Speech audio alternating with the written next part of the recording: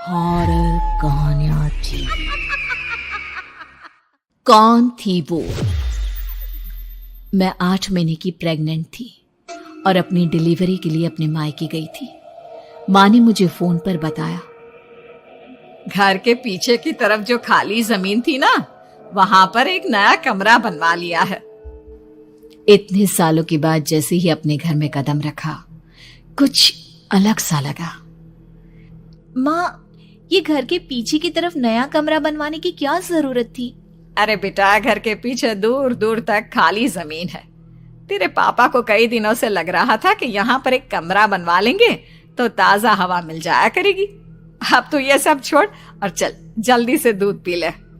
माँ, मैं थोड़ी देर में पी लूंगी, आप सो जाओ। मैंने दूध का गिलास उठाकर उस खिड़की में रख दिया। पता नहीं कब आंख लग गई। अचानक से खिड़की के पल्लों के खड़कने की तेज आवाज आई। दूध का गिलास धड़ाम से जमीन पर आ गिरा। जमीन पर गिरते ही दूध का रंग लाल हो चुका था। मैंने खिड़की से झांक कर बाहर देखा। चारों तरफ धूप अंधेरा था। उस अंधेरे की तरफ से कुछ आवाजें आ रही थी, जैसे छोटे बच्चे आपस में खिलखिलाकर मस्ती कर रहे हो।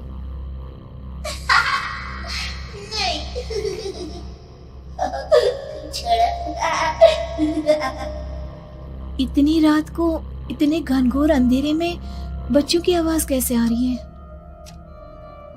घड़ी में वक्त देखा तो ठीक 12 बजे थे।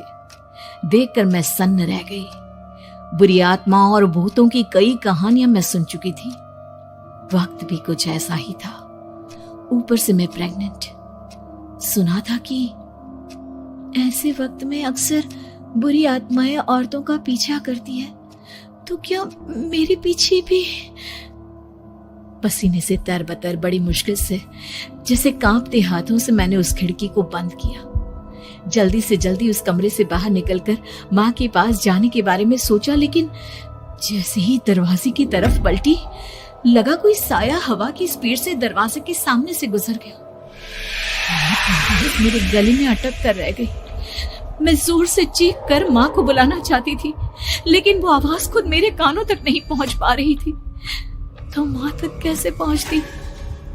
खिड़की के पल्ले एक बार फिर तेज हवा के झोंके से धड़ाम करके खुल गया और पूरी ताकत से मैं चीख पड़ी। जानती थी मेरी चीख की आवाज सुनकर कुछ ही सेकंड में माँ वहां पहुंच जाएगी, लेकिन ऐसा कुछ हुआ ही नहीं। मेरा कलेजा डर के मारे फटा जा रहा था। आखिर माँ ने मेरी आवाज क्यों नहीं सुनी? इतनी गहरी नींद में तो माँ कभी नहीं सोती। ठीक पीछे खुली हुई वो खिड़की।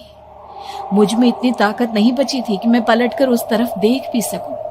हवा का एक सनसनाता हुआ झोंका उसी वक्त मेरे कानों से आकर टकराया। लगा जैसे किसी ने दबी हुई आवाज में धीरे से मुझसे कहा, चली जाओ यहाँ से। मैंने दोनों हाथ अपने कानों पर रख लिए और एक बार फिर ताकत लगाकर जोर से चीखने की कोशिश की। माँ! पापा!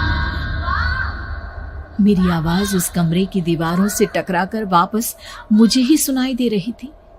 जितनी ताकत के साथ मैंने चीखने की कोशिश की थी, कुछ ही देर बाद उससे कहीं ज्यादा तेज और दर्दनाक चीख मुझे सुनाई देने लगी।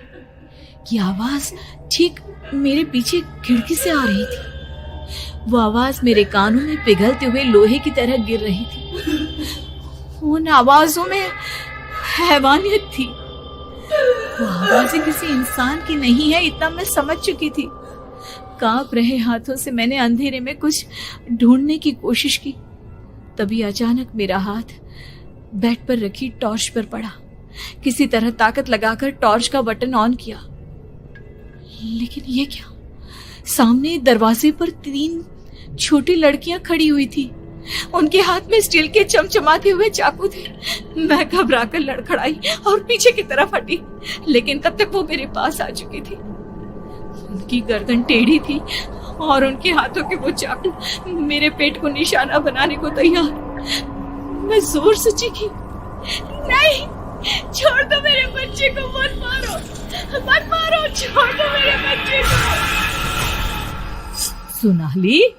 सोनाली, क्या हुआ बेटा? तू इतनी डरी हुई क्यों है? उठ बेटा, क्या हुआ? हड़बड़ाकर मैंने अपनी आंखें खोली। देखा तो दिन निकल आया था। माँ मुझे जगा रही थी। मेरा चेहरा पूरा पसीने से लथपथ था। क्या हुआ बेटा, तुमने कोई बुरा सपना देखा क्या? मैं अभी तक अपने पूरे होश में नहीं थी। वो मेरे बच्चे को मार देगी माँ। वो लड़की मेरे बच्चे को। मैंने घबराकर अपने पेट को छुआ। सब कुछ ठीक था। और वो दूध जो रात को यहाँ पर गिर गया था, उसका रंग लाल हो गया था। माँ ने हंसते हुए दूध का गिलास मुझे दिखाया। तुमने दूध पिया ही नहीं, पूरा का पूरा ऐसे ही रखा हुआ है। तुमसे कहा था ना सोनाली, सेहत के लिए लापरवाही ठीक नहीं बेटा। लेकिन मैंने तो सब कुछ अपनी खुली आंखों से देखा था। ये सपना कैसे हो सकता है?